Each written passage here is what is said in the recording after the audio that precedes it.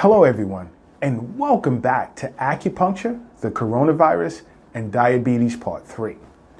Now, as I mentioned in Part 2, I will touch on diabetic ketoacidosis.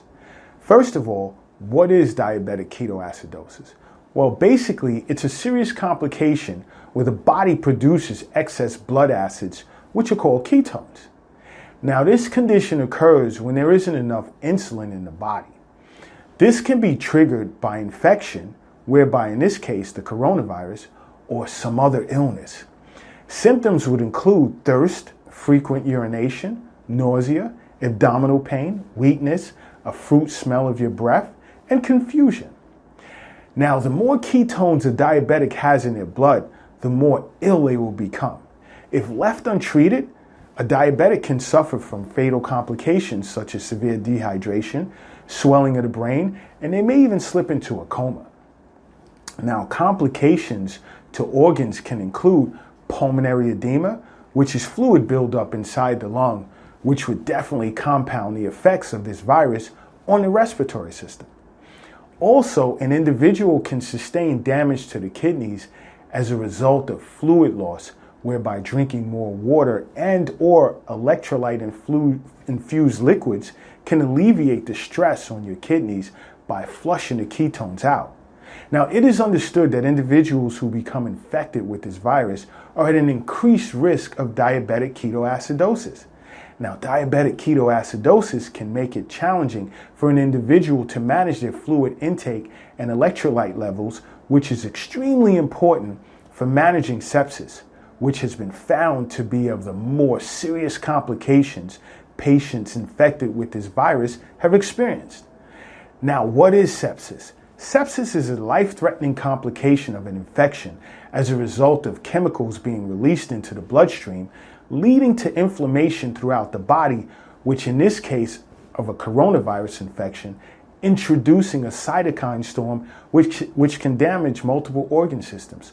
So if you notice that your blood sugar is registering greater than 240, contact your primary care physician and check your ketones to avoid diabetic ketoacidosis.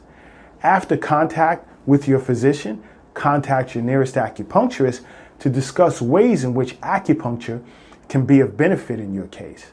Now, as I promised in my last episode, I would discuss how an acupuncturist may diagnose and treat diabetes. Let's briefly go over some of the basic patterns as well as treatment protocol.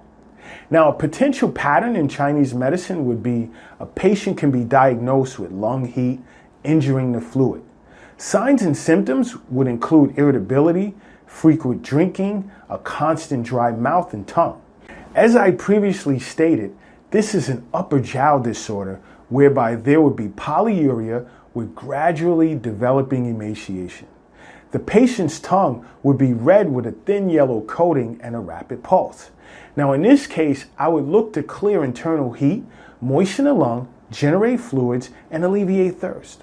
The second potential pattern would be excess stomach heat, in which signs and symptoms would include a propensity to hunger, polyphagia, and dry stools, whereby in Chinese medicine, this is considered a middle jowl disorder, where there would be let's say, definite signs of emaciation.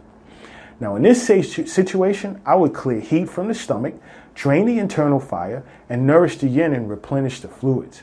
The patient's tongue would present with a dry yellow coating and a slippery and forceful pulse. Now, a third potential pattern would be kidney yin deficiency, in which signs and symptoms of this pattern would be polyuria with a turbid, cloudy, and sweet-smelling urine.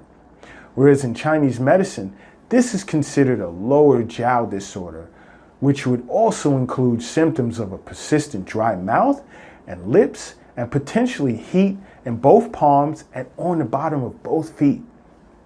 The patient would also present with a red tongue and a rapid and thready pulse. In this case, I would look to nourish the yin and consolidate the kidney.